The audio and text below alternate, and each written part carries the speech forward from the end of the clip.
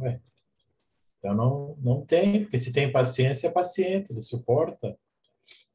Eu penso que o crente salvo mesmo não perde a salvação. O salvo, salvo. Porque pelos frutos nós reconhecemos quem é realmente está vivendo o evangelho. Que tem crente meia sola, meia boca, aí tem uns montes. Pastor, então, dá para contar um monte aí. Ainda mais os pastor coach aí, né, que estão invadindo aí os tempos, né, e mensagens motivacionais, ninguém fala de pecado, ninguém fala, né, de uma vida comprometida, uma vida de entrega, de amar, perdoar para ser perdoado. Tem muito ranço dentro, né, das igrejas, no coração dos crentes, né, tem muito, muita amargura, muita tristeza, né, eu tenho esse pensamento já. Não se perde o que não tem. Se você é salvo, você tem fruto. Né? As circunstâncias não determinam. As cicatrizes vão deixar marcas no teu corpo por onde você passou, mas não determina para onde você vai. Você já tem o alvo, você olha Jesus e vai seguindo. Mas o Isso texto é aí. bem forte. Eu posso ler de novo já? Vamos ler no grego. Isso. Vamos ler no grego, porque eu acho que é importante. Quer que eu coloque ali? Não sei se o Claudinei está podendo. Posso colocar. Ah, já foi. Já não está aqui.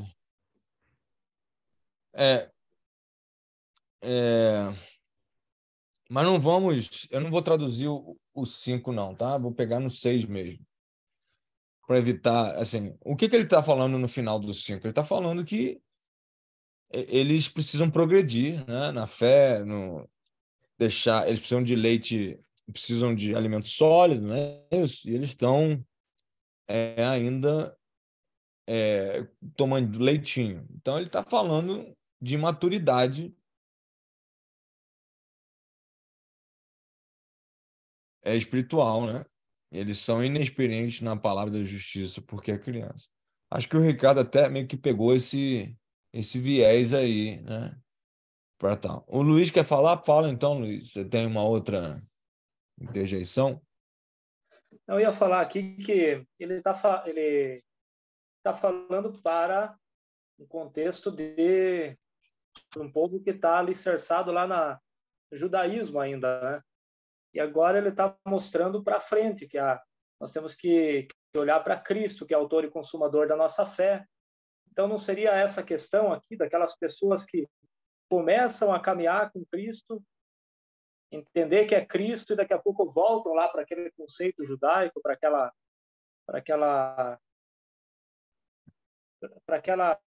aquele conceito do judaísmo que era antes? Seria nesse sentido? Então, eu concordo tem a com questão. o meu amigo falou agora que eles estavam apostatando, tiveram a iluminação do Espírito Santo, já viram Cristo patente diante deles, viram provar a eternidade, né? E agora estava voltando para aqueles rigores que não tinha interesse algum mais, que coisa já vencida, né? Como ele mesmo fala assim, estão novamente crucificando Cristo, ou seja, ele quer voltar uma etapa atrás daquilo que Cristo fez. A apostasia.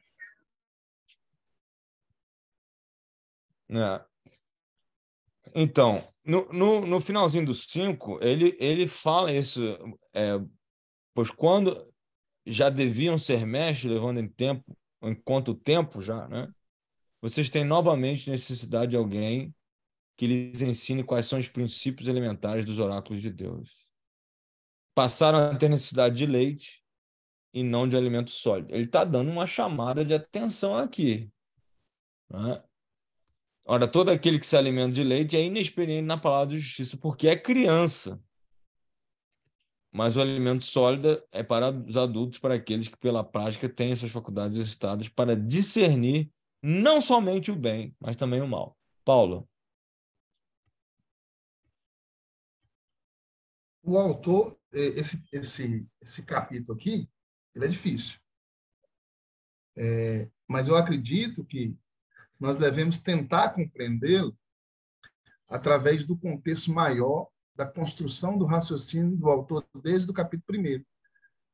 O autor está escrevendo para um grupo de pessoas que ele sempre vai repetir entre as linhas assim, olha, fique firmes na confissão da vossa fé.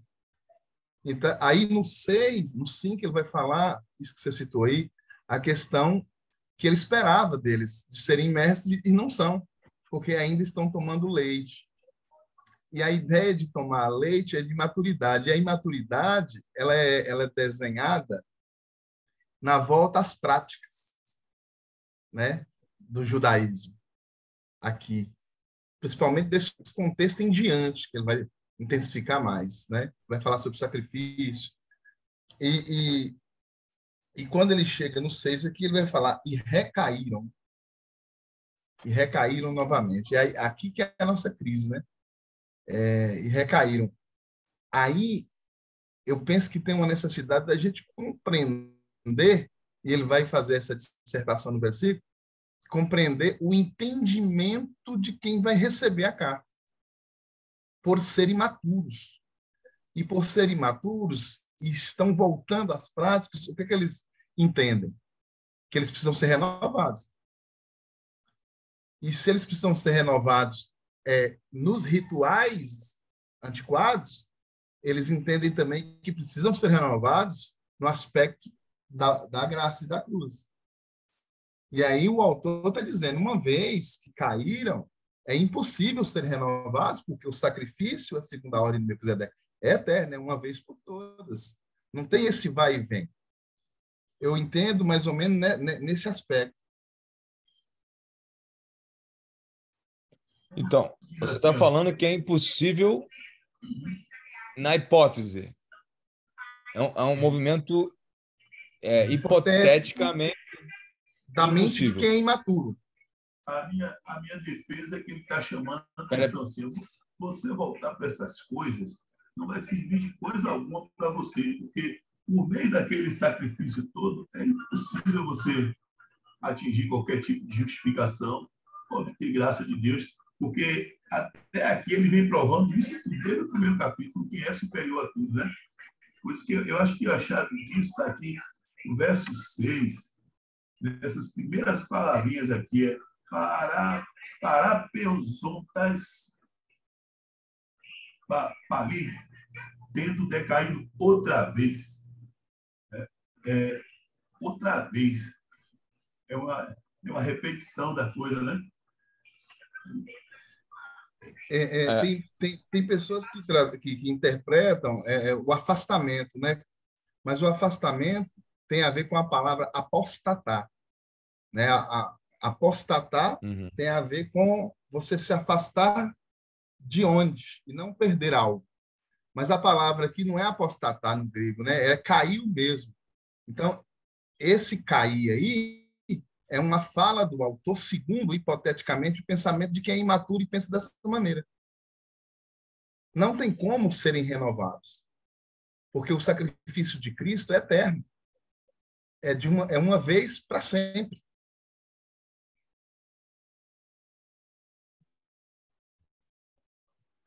Então, é que nós chegamos aqui, já estamos quantos dias? 5, né? É que o sexta não foi bem um dia, então 5, estamos no 6º dia, né, de classe, Paulo. E qual o movimento que a gente já sabe que o Lucas está esperando dos ouvintes? A gente já está antecipando isso, né? Mas o movimento lá do 10 é entrar no Santo dos Santos, não é isso? Ele está pedindo para a gente... Vocês estão me ouvindo? Que a internet deu uma engasgada aqui. Estão me ouvindo? Estou ouvindo bem. Então, vamos pensar aqui... Vamos pensar no contexto da carta. Nós já estamos vendo que o que Lucas quer é uma espiritualidade superior, né? que vai culminar no capítulo 10 com entrar no Santo dos Santos, mas ele já falou no 4, né? Na parresia, que é entrar no descanso, né? Ele já falou para a gente não hesitar, né? Na hora da aprovação, porque a gente tem que pensar nesse descanso, né? E então sermos confiantes, né? Ele fala para a gente sermos confiantes, porque uma vez que você entra, né? Uma vez que você entra no Santo dos Santos, né? Ele vai falar isso quando você entra no descanso ou naquela outra imagem, né? Quando você entra, desculpa, quando você entra no descanso aqui, né? Ele está prometendo, né? Ele está prometendo que as coisas vão ser diferentes ali. É como você vai eclodir para uma nova realidade espiritual. Concordo? Não estou exagerando aqui, não? Em linhas simples de Hebreus? É isso que ele está falando. O verso 7 ele deixa bem claro aí, né? A terra que embebe água de chuva, que muitas vezes cai sobre ela, que produz erva proveitosa para aqueles por quem é lavrada, recebe a bênção de Deus. Mas a que produz espinho e abrolho é reprovada. Ou seja, ele mostra aí a qualidade das coisas ali as coisas vão encaixar, né, Jamil? Ali as coisas vão ser produtivas. Nesse aspecto, você vai ter produtividade, as coisas vão se encaixar. É a parábola do semeador lá, a semente que produz. É uma vida espiritual que vai fechou. Agora tudo faz sentido, tudo produz. Jesus fala tudo... assim, você conhece a árvore pelo fruto. Exato. Claro, né? Então, ele está falando de alcançar algo na vida cristã. Então, no final do capítulo, Paulo, eu vi que você quer falar aí, 5, ele está falando daqueles que são imaturos. Só que o problema, Ricardo, talvez com a sua hipótese, é que você faz um nivelamento e parece que Lucas ele entende que precisa cruzar a linha. Entendeu? Ele entende que tem uma linha da espiritualidade que precisa ser cruzada para que você alcance esse estado, essa espiritualidade, essa produtividade espiritual.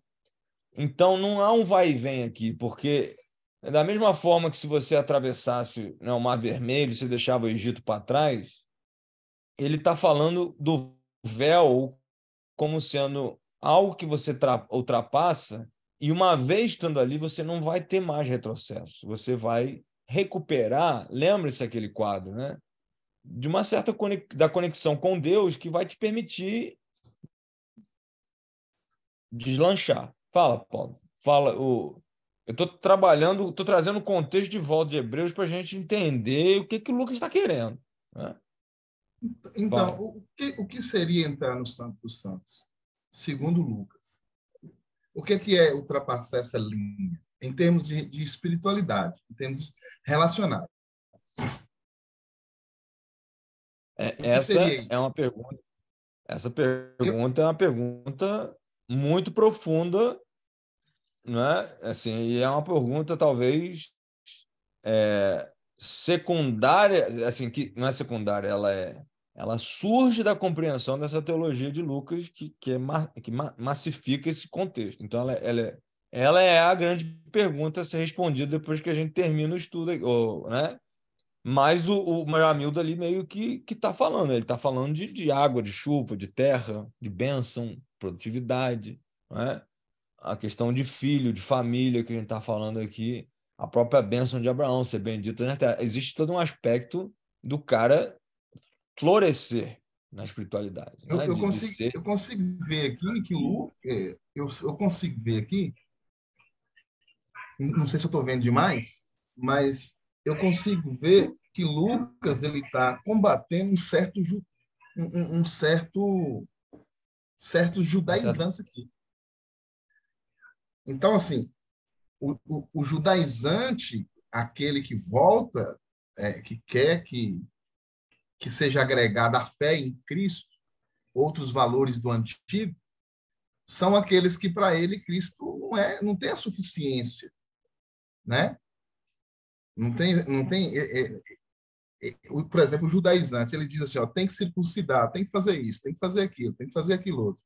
Então, para estes aí, Cristo, ele não é a peça central e única. precisa de agregados. Eu tenho essa percepção aqui desses imaturos aqui em Lucas, nessa carta aqui. Então, entrar no Santo dos Santos, e aí eu não estou definindo, eu estou apenas, não seria compreender a suficiência de Cristo?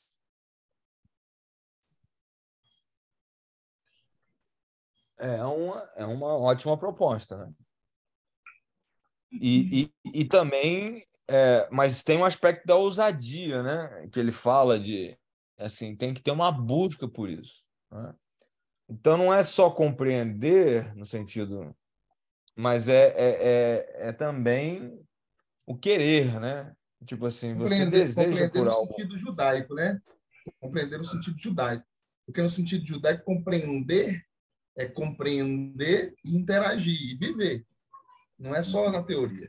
Né? Eu vejo aqui, chamando o povo para a maturidade. Assim, vamos deixar de ser criança. Essas coisas nós fazíamos quando éramos crianças. Esse ritual, batismos e isso, essas coisas todas, é coisa que precisa ser superada e avançar.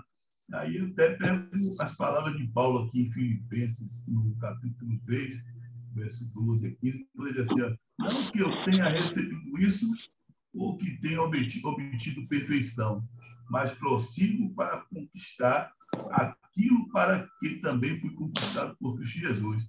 Irmãos, quanto a mim, não julgo havê-lo alcançado, mas uma coisa faço, esquecendo-me das coisas que para trás ficam e avançando para que estão diante de mim, prossigo para o alvo, para o prêmio da soberana vocação de Deus em Cristo Jesus. Todos, pois, que somos maduros, tenhamos esse modo de pensar.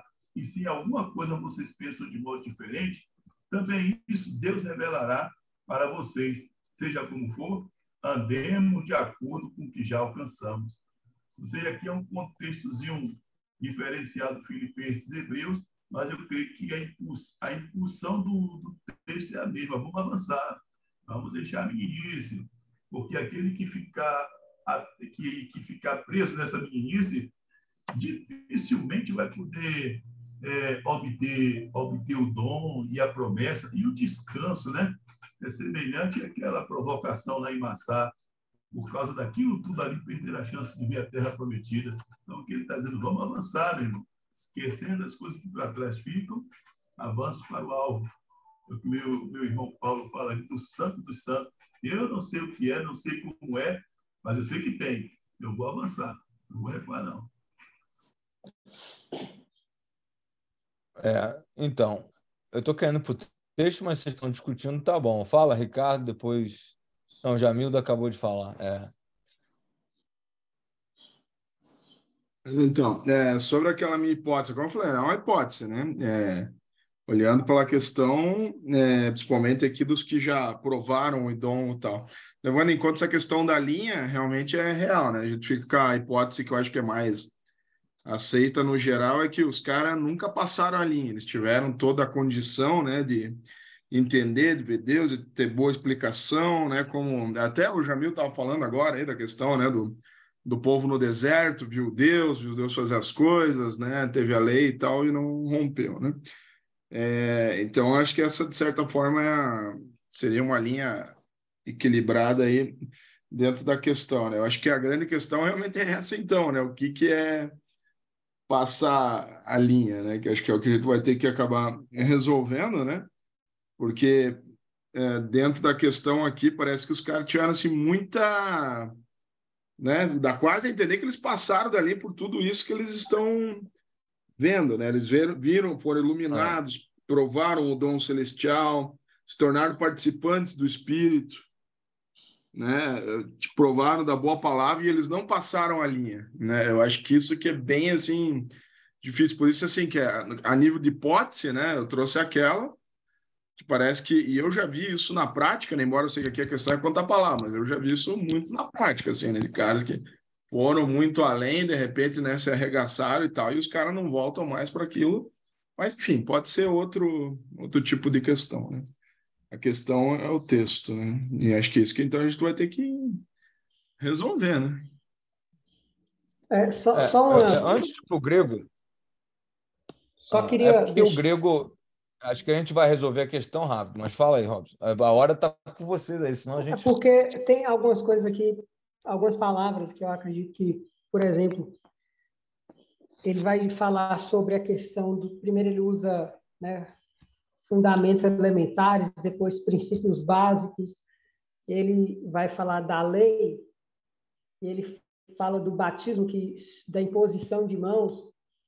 E isso tudo na Antiga Aliança, a imposição de mãos, parece que em Levíticos, se eu não estou enganado, Levíticos 16, tinha aquela ideia do sacerdote colocar a mão na cabeça ali da pessoa e do animal e meio que fazer uma oração de transferência de pecado ali. Tinha algo assim, né? E depois sacrificar o animal.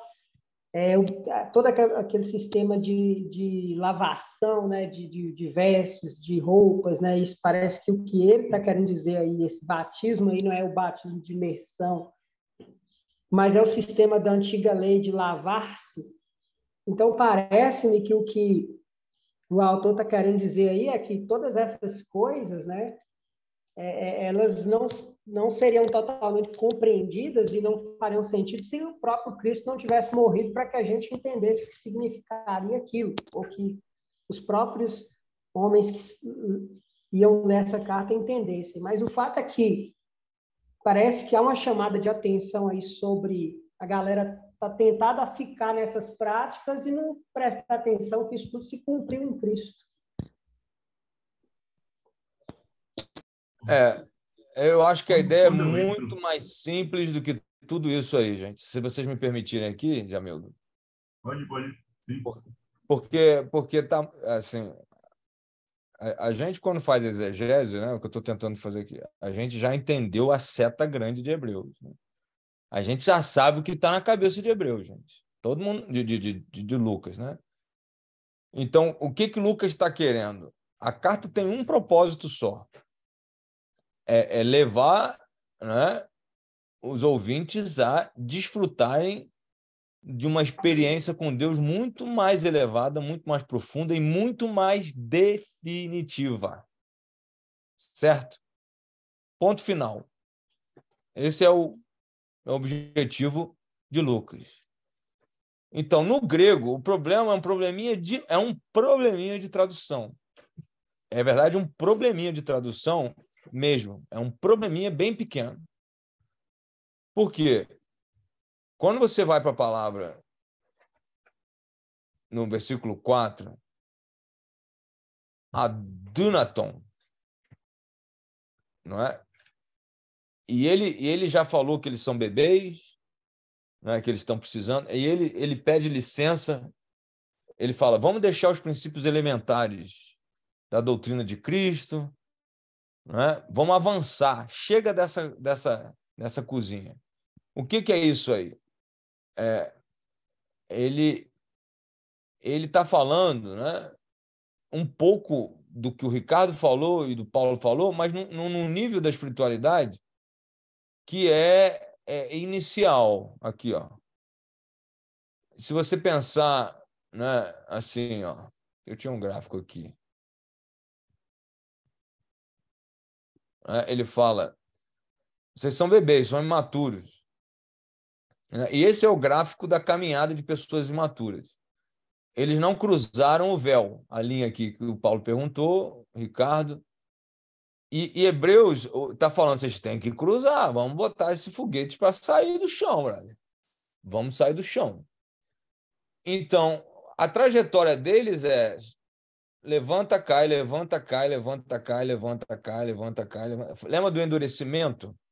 Hoje, se ouvir a vossa voz, não endureçais o coração.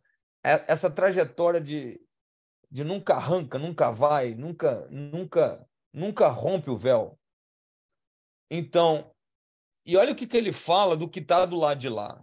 Ele fala boa palavra de Deus, iluminados, poderes do mundo vindouro, dom celestial, Espírito Santo. Isso é o que ele está falando que vai ser experimentado do lado do véu de lá. Hein, Paulo? Aqui, respondendo a sua pergunta, o que é isso? Tem aqui elementos. Olha o conjunto, a descrição que ele dá, né, do que está além do véu, vamos dizer assim. Do lado de cá, não. Hã? E está do lado de cá do véu, não? Eles já Não, tinham do lado... experimentado. Eles já tinham experimentado. Não, não. Não, não. É porque exatamente essa questão da tradução.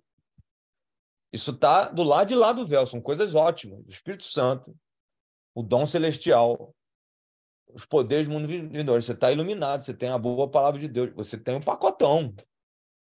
Entendeu? Você tem esse pacotão maravilhoso.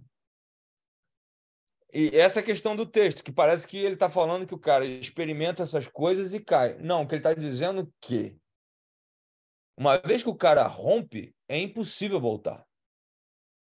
O que ele está afirmando é exatamente o contrário. Ele está afirmando que se a gente entrar no Santo dos Santos, se a gente romper o véu, uma vez que você experimenta lá, você não volta mais.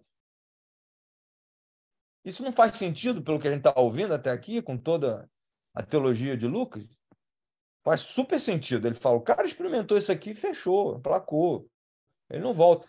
Imagina, é igual você ver Jesus ressurreto, não é? Conviver com ele ressurreto, quando é que o cara vai voltar atrás? Nunca, né? Aquilo ali fecha a alma, lacra o espírito. O cara não tem volta, ele está fechado com Cristo. E ele está falando dessa possibilidade mesmo, do cara que não vai ficar titubeante mais, não vai ficar numa trajetória de sobe e desce, né? Aliás, essa trajetória, né, tem 3 níveis que eu costumo separar, assim, baseado em Isaías 11, mas 3 níveis dessa progressão cristã, né? E, às vezes, muita gente acha que a vida cristã é uma vida só de referência moral, fazer o que é certo contra o que é errado, né? Mas esquece da trajetória bela nas mãos de Deus, né? Que é o que a gente está falando aqui.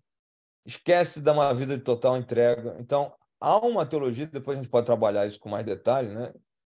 que é exatamente você ascender nessa trajetória. E, na verdade, nem a referência moral você consegue fazer.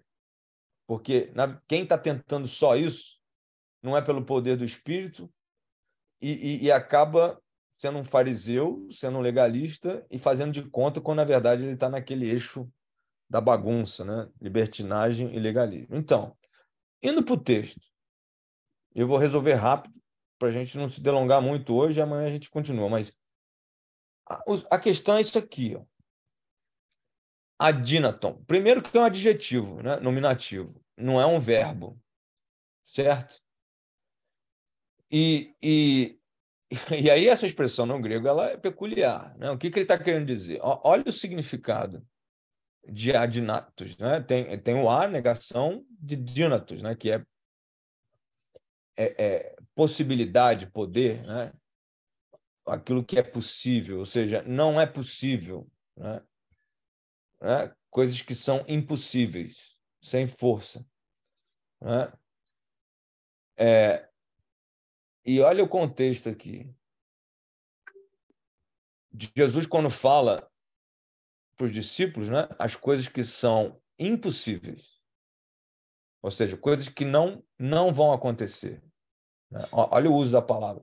Coisas que não acontecem, que não são reais para os homens, elas são possíveis para Deus. Eu não estou tentando fazer nenhuma conexão teológica aqui, não, tá? É só conexão semântica, pura e simples. Para dizer que a palavra impossível é, na verdade, negando a possibilidade.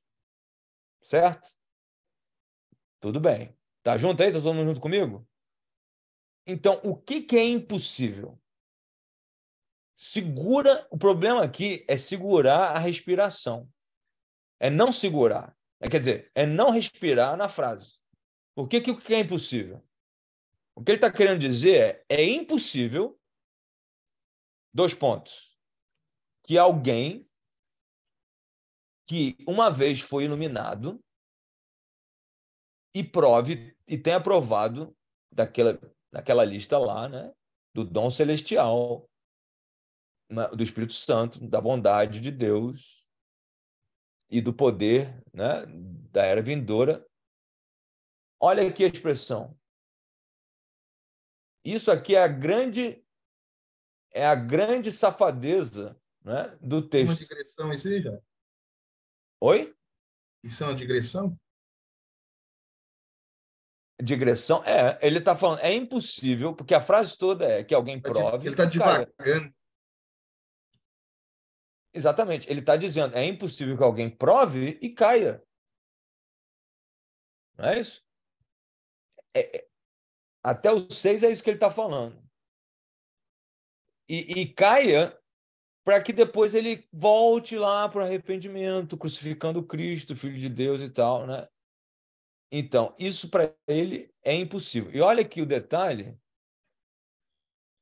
isso é a grande safadeza do texto, cadê a repetição? No 6, na minha Bíblia, eles repetem a frase, é impossível outra vez renová-los. Mas cadê isso aqui? Entendeu? Essa tradução ela é meio sem vergonha. E a gente meio que perpetua isso. Então, de uma maneira bem simples, o que ele está dizendo é que é impossível, ou até a gente poderia dizer, seria impossível, não é? Porque isso a palavra quer dizer de coisas que não são possíveis, não acontecem, que são inverossímeis.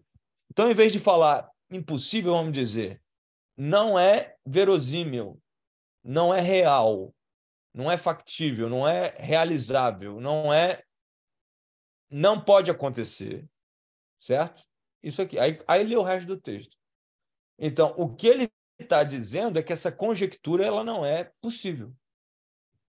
E isso corrobora exatamente para o argumento de Lucas o tempo todo. O que ele está querendo dizer, entra, meu brother, entra nesse lugar, porque aí as coisas vão firmar, elas vão ser estabelecidas. Você vai cruzar a linha e ali você vai ser produtivo, né? O que o Jamildo falou sobre a terra, absorve a terra, produz plantas. Ali, na presença de Deus, as coisas vão ficar firmadas. Gente, não é isso. Assim, é bem simples, na verdade.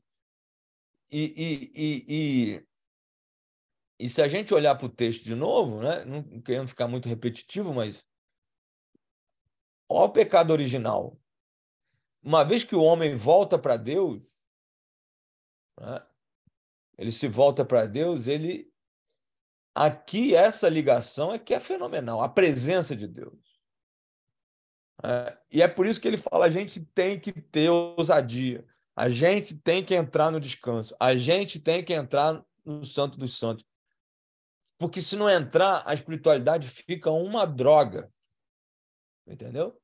Por isso que a pergunta do Paulo é a pergunta que vem depois dessa afirmação. Então, o que é isso? Né? A gente pode agora trabalhar nisso. Mas ele dá um macete aqui, Paulo.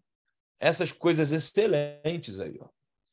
Entendeu? Essas coisas são positivas. Na verdade, são as âncoras para a espiritualidade. Não é leite de bebê isso. Isso não é o leitinho. Isso é alimento sólido. Isso é uma experiência de fato com Deus. É isso que ele está dizendo. Se você experimentar esse tipo de coisa, se você comer essa comida sólida, brother, você não quer outra coisa. Você já viu alguém comer uma comida gostosa e não querer mais ela? Na verdade, ele está dando uma firmeza de salvação aí, muito mais do que dizendo que perde salvação, né? Exatamente. Exatamente. O texto é muito mais para firmeza do que para infirmeza. É como se ele tivesse advertido assim, meu irmão, você já sabe essas coisas todas, não tem como você voltar atrás disso, não. Você já está sabendo que isso não vale nada. Por que voltar atrás? É uma advertência desse tipo, né? Vamos avançar, meu irmão, você já sabe que isso não presta. Então, próximo, como diz os coaches, próximo nível agora. Ele está falando, ele aposta, Jamildo, que ele está afirmando é o seguinte: a pessoa que cruza a linha não volta mais. É isso que ele está dizendo. Jairo, o argumento que você usou aí, e a palavra no grego, me faz entender, de acordo com o final do versículo, do texto, aliás, da película, aí o versículo 9, versículo 10, né? Que eles já tinham provado. Não, já tinham provado. Tinham provado. Entende? E que precisava... Olha para você ver. Mas de vós, ó amados, esperamos coisas melhores. Como que eu espero coisas melhores se a linha não foi cruzada?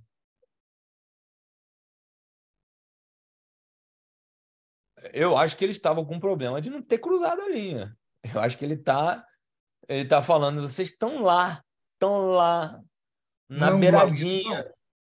Dualismo Oi? mental. Não é um dualismo judaizante. Olha, Cristo é tudo, mas você precisa circuncidar. Entendeu? Aqui, vamos supor que eles ainda estão naquela timidez infantil, né? Dizer assim, será que eu passo adiante ou aqui tá bom? Ainda precisando desse impulsionamento que ele está dizendo assim, meu irmão, é impossível você voltar atrás, vamos adiante. Vamos adiante. Mas olha o que ele fala, Paulo, no 9, Jamildo. Ele fala, estamos certos de que coisas melhores os esperam. Então, ele está apontando para o lado de lá. Esse grupo aqui é bebê, é mamadeira. E aí eles não têm comida sólida, então eles são imaturos. Ele está falando no mesmo grupo. E ele está tentando agora ser um pouquinho mais light. Ele fala, não, eu estou falando duro, mas é porque eu estou convencido, cara, que tem coisa melhor para você lá na frente. Eu estou convencido de que tem coisa muito boa para vocês lá. E precisa romper de vez. Chega de ficar na beirada, morrer na praia. Né? Esse é o problema de Hebreus. O pessoal morre na praia.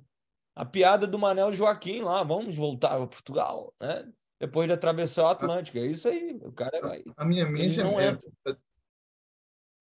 A minha mente está devagar, na semântica, eu acho, da frase. Lá na frente. É isso. A minha mente não consegue trabalhar com essa questão de lá na frente. Entende? Porque, assim, a fé lá na... é a certeza das coisas que se esperam e a prova daquilo que você não vê. Ele vai falar lá em Hebreus 11 lá. E vai botar aquela galeria toda, né? De gente que não viu, mas creu. O lá na frente, dentro do aspecto relacional, mas, como o Ricardo falou, não já é? Não, mas o Lucas acredita que o já é, o lá na frente, é ali, a porta está ali, ó. Lembra que eu fiz essa pergunta para vocês quando a gente deu esse curso de Hebreus, o quarto módulo, e falou sobre isso? Você está aí no seu quarto, né? Tem uma porta ali. A porta está ali. No capítulo 10 é isso. E Lucas está falando assim, Deus está naquela...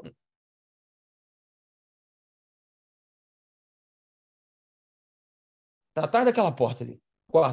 Deus está atrás daquela porta. Ele está falando, é Deus que está ali, é a sala do trono. É o santo dos santos. Ele está falando, entra, vai entrar? E na hora que o crente pensa, por mais que ele tenha confiança em Jesus, ele fica, será que eu posso? A presença de Deus santo e não sei o quê. E aí, Paulo, aí é que está a questão. É ter convicção de que você pode estar na presença de Deus e ele não vai te consumir. É abrir mão de toda a culpa, de todo o pesar. É ter certeza que você é filho agora. Que você não está numa tentativa de cumprir o certo ou o errado. Sair de vez daquela árvore, deixá-la para trás. Não é os seus acertos ou os seus erros que te trazem para perto de Deus. É Jesus que te leva, ele é esse sacerdote, ele que te pega pela mão e te faz entrar nessa sala de vez, e aí você resolve, porque a maior parte do problema do homem não é com o capeta, o problema do homem é com Deus, porque desde que ele comeu o fruto, ele ficou com medo de Deus, ele ficou com vergonha de Deus, ele se escondeu de Deus, ele se sentiu culpado, ele se sentiu menor, ele se sentiu com menos valor, e aí, né, foi a queda. A solução para o homem é estar de novo na presença de Deus sem medo, nu, confiante, por causa do sangue de Jesus que abre esse vivo e verdadeiro caminho.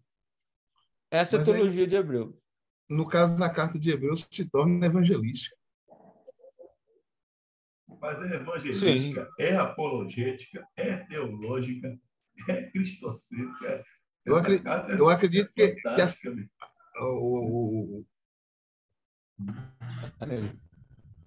o fator de sentença da carta, né? Quer dizer, a resposta dos seus ouvintes faz com que ela seja realmente evangelística. Se não dá resposta a essa carta, né? Agora, a priori, eu acredito que ela é apologética, ela está defendendo uma realidade existente. Já existe essa realidade do Cristo, da suficiência do Cristo. Só um comentário, contemporaneizando a coisa, né? Quando eu entro em alguns ambientes assim que eu vejo Arca de Aliança, bandeira de Israel, chofar, esse indumentário todo que alguns estão usando hoje e nos seus cultos aí, eu lembro desse texto. Eu lembro desse texto de meu irmão. Mas Cristo está bem aqui diante de nós, apresentado toda a natureza dele nas Escrituras pelo Espírito Santo. O que é que eu devo a essas coisas, afinal de contas? Eu me ponho nesse texto aqui. É impossível voltar para esse negócio daí, porque eu tenho Cristo aqui, ó, bem diante de mim. O texto ele começa com a tônica do prossigamos, né? Ele fala aí, sendo assim, portanto, deixando os rudimentos da doutrina de Cristo, prossigamos adiante até a perfeição. Parece que Paulo está empurrando, ou o autor, não sei se é Paulo ou Lucas, né? Acho que Lucas, mas parece que ele está empurrando, prossigamos, né, para a perfeição, prossigamos adiante até a perfeição. Parece que está empurrando uma carroça encalhada. A sensação que está assim, ele está empurrando com toda a força uma carroça encalhada, para ver se volta na ladeira, para esse negócio andar. A sensação que a tônica dessa sessão vai nesse sentido de vamos caminhar, vamos para frente, vamos superar isso que passou, né? Deixar para trás essas práticas aí, vamos adiante. Mas só pode prosseguir quem está dentro do espectro do Santo dos Santos. Exato. E lembra da discussão dos primeiros capítulos, do Deus menor? O Deus maior o povo rejeitou, né? Trovão, tremor, nuvem. Moisés, intermediário, sacerdote, anjo. O povo estava ali, né? Os hebreus, olha aqui os hebreus. Mas isso Deus não queria nesse sistema. Esse sistema para Deus é furada, porque Deus queria relacionamento de volta. Ele não quer intermediários. O Deus menor é o Deus que vai acabar com isso. Porque ele é quem ele está dizendo que ele é o sumo sacerdote, ele é rei, ele nos leva de volta. Ele resolve esse problema relacional de vez. Esse é o argumento de Lucas. Jesus resolve o problema de relacionamento definitivamente. E o Deus menor, que o pessoal estava querendo rejeitar, é realmente a estratégia de Deus para resolver esse medo de entrar, esse medo de Deus que está lá em Êxodo 20. Né? O povo queria Deus distante. Mas ele fala, quando experimenta, brother, se você experimentar essas coisas que eu estou falando aqui, você não vai querer voltar. Entendeu? É impossível, garanto. O cara estava dando uma garantia de produto. O Lucas estava vendendo um produto dizendo assim, 100% de satisfação garantida. Se você cruzar a linha, eu juro para você que você vai ficar satisfeito. É isso que ele está falando. Você vai ficar realizado. Então, Jesus é o sumo sacerdote que pega a gente pela mão e leva na presença de Deus. Ele vai trabalhar essa ideia aqui. Ele faz a gente cruzar a linha. Ele faz a gente entrar na presença de Deus. Então, é simples demais. Assim, é uma ideia muito... É uma seta única de Hebreus, né? Mas extremamente elaborada. Né?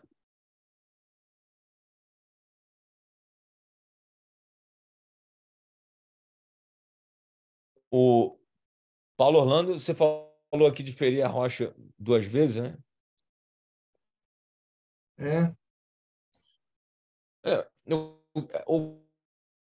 O grego continua na condicional, Paulo. Desde aquela hora, o impossível bota tudo, né, na questão hipotética. Então, ele está falando, experimentaram isso e caiam, né, e tenham caído sendo renovados de novo para arrependimento, estão crucificando Cristo e tal. Então ele está falando, não existe isso. Não existe esse processo. Nada disso. Ele não para. Então isso tudo é fora da realidade. Entendeu? Então ele está dando a garantia mesmo. Não é? Então ele está falando, não tem. O cara que cruza a linha, ele não fica cíclico. Ele rompe de vez com o processo. Então, o português deveria ser assim, olha, não é real, não é possível, ou seria impossível, se quiser dar um pouquinho mais, né?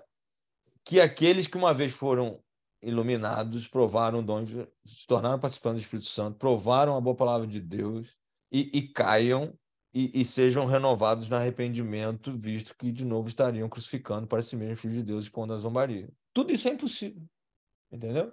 É uma coisa só. Entendem isso? Sim. Amém, gente? Acho que claro, fechou o nosso... Consegui entender. Então, lembre-se da palavra, mais uma vez, né? Adunatoi. Adunaton. Cadê? Adunaton. Não tem, ela não tem nem sequer verbo. Porque exatamente ela ocupa esse lugar de não é real, né? Isso aí. Impossível, galera. Isso é absurdo.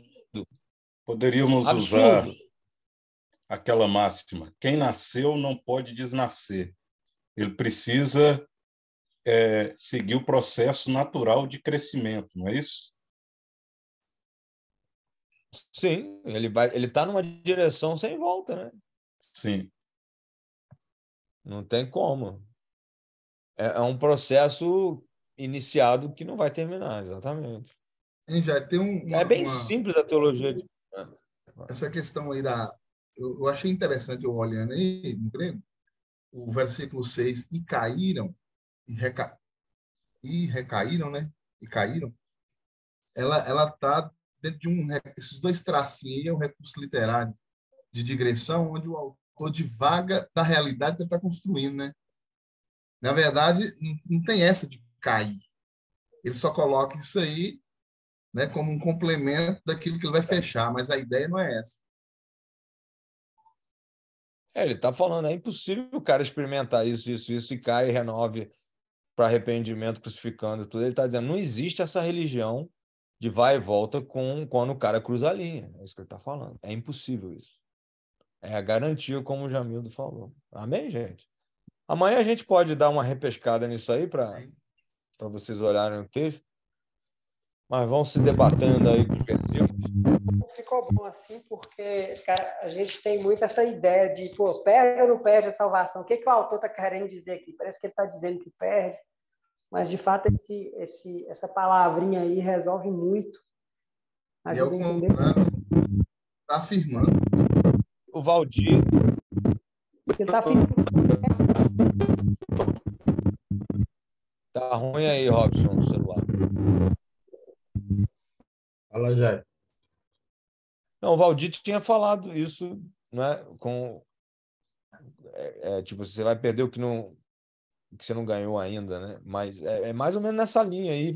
É o que ele está querendo dizer. Você vai experimentar algo que não é só salvação em si. Ele está falando de toda a realidade do Espírito Santo, do que você vai viver. E em vez de falar da salvação, isso é importante também, como algo, porque parece que é algo que a gente vai ganhar por mérito, por esforço, alguma coisa assim. Não, o esforço não é para ser salvo. O esforço é para você realmente usar aquilo que Deus já te deu para romper de uma vez por todas com essa incerteza, com essa insegurança, né? Então, não é nada por mérito, né? E eu acho também, amanhã a gente pode falar mais sobre isso, como é que o judaísmo está batendo nessa porta aqui, né?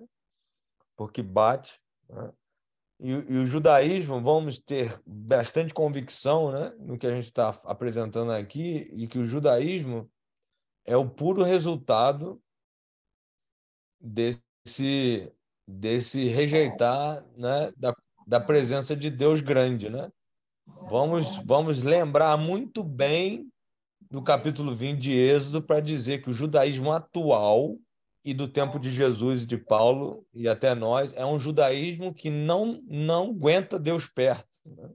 Então eles empurram Deus para longe e está longe até hoje, né?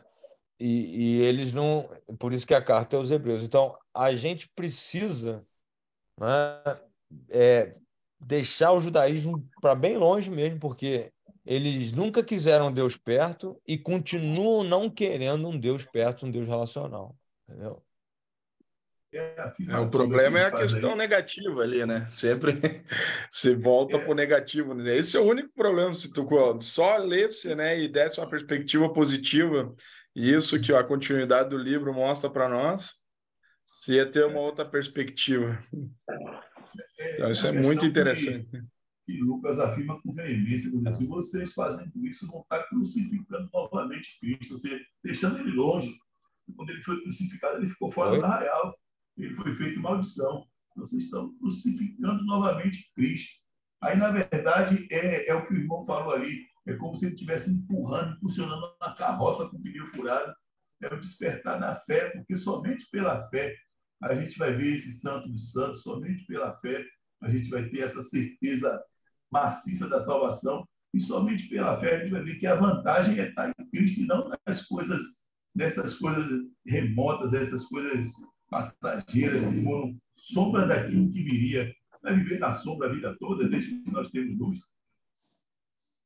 Eu ter luz em minha casa e insistir em ficar, desliga, 18 horas, desliga todo mundo no escuro. É esdrúxulo. É isso mesmo. Amém, gente. Que bom que a gente venceu essa etapa aqui, mas amanhã a gente repesca mais, tá bom? Vamos orar? Ora para nós, Jamildo. Ora para nós para a gente lembrar nessa oração, pastor Jairo, orar pelo Cido. Cido tem tido alguns problemas de cálculo renal, já vem aí lutando já há alguns meses, está constantemente no hospital. Hoje mesmo ele está no hospital. E também de orar pelo Rosivaldo. Rosivaldo está alcoólatra, numa situação lamentável. Nós falando aí desse capítulo de Hebreus, me veio ele à memória aqui agora. Deve. Muita gente que ficou na estrada aí por causa disso, voltar àquilo que não tem mais nenhum tipo de fruto, né? Vamos orar.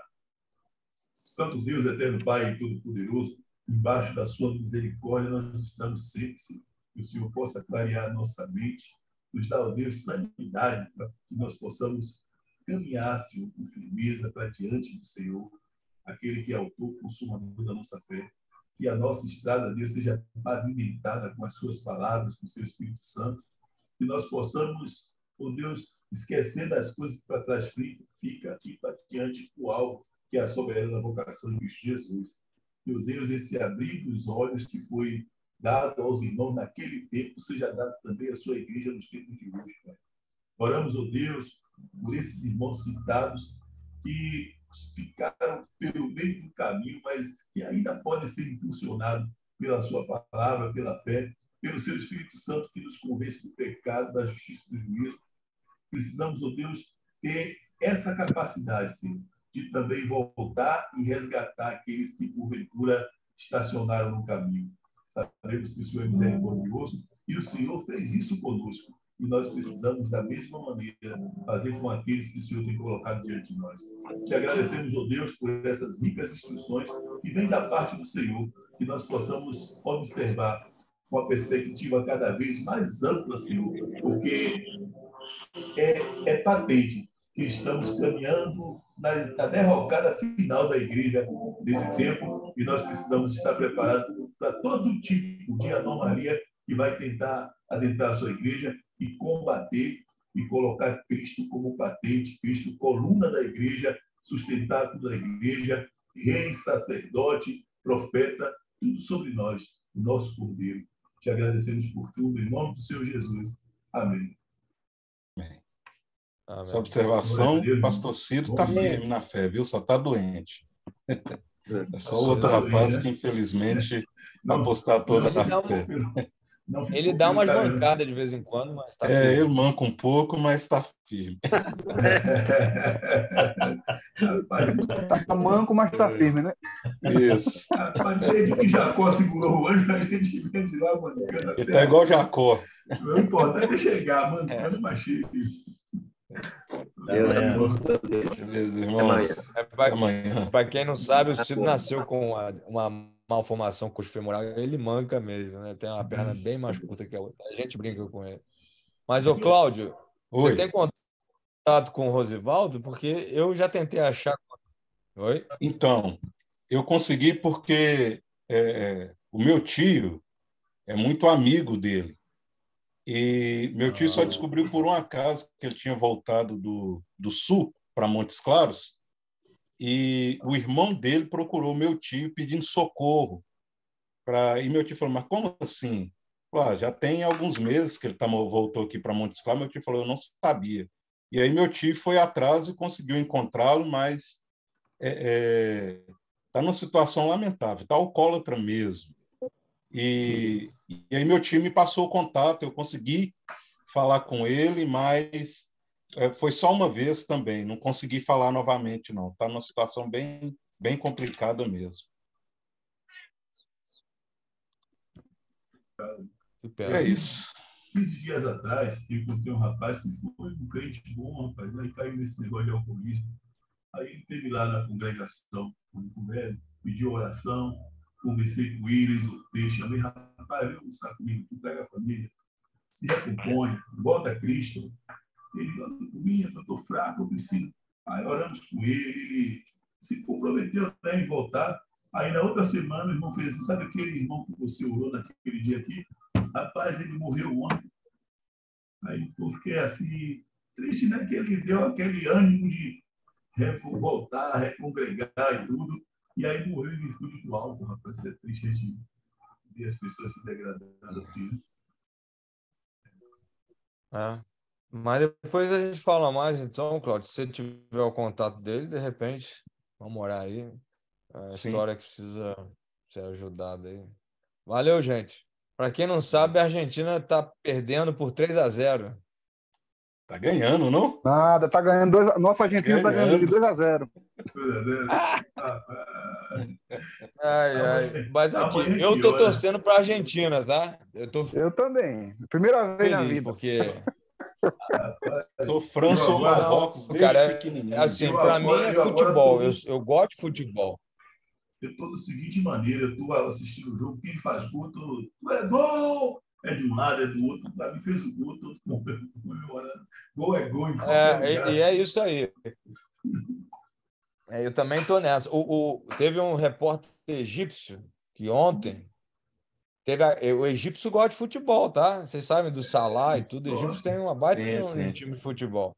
Aí o repórter, porque o pessoal gosta do Brasil, né? Aí ele falou assim para o treinador da Croácia, porque a Croácia não tem feito um bom futebol. Como é que você... o que você tem a dizer sobre isso? Né? Você está na semifinal, mas o futebol que a Croácia apresentou não conversa. Aí o cara ficou bravo, rapaz. Eu pensei, a gente tem tentado fazer gol, mas a verdade é que nós estamos na semifinal. Tipo assim, o cara... A Argentina fez 3-0, hein? Eita! É isso aí, tem que ser goleada mesmo. Os croatas não merecem estar lá, cara. Eles só fazem o antijogo, né? Só fazem o antijogo e o futebol deles é feio demais. Mas bom, vamos lá. Deus abençoe a gente. Dadá Maravilha dizia assim, não existe gol feio. Feio é não fazer gol. Futebol feio. Aquele gol que o marroquino... O gol que o marroquino fez em Portugal, vou te falar, o cara subiu no quinto andar, né, brother? Foi bonito o gol. Mas o Marrocos foi só aquilo também, né? O resto foi só marcação, marcação, marcação, marcação. E eles não passam da França, não. Acho que a final é Argentina, França mesmo. E acho que pelo bem da beleza do futebol vai ser um jogão, né? Acho. Vamos ver. Mas valeu, gente. Deus abençoe. Amanhã a gente se vê.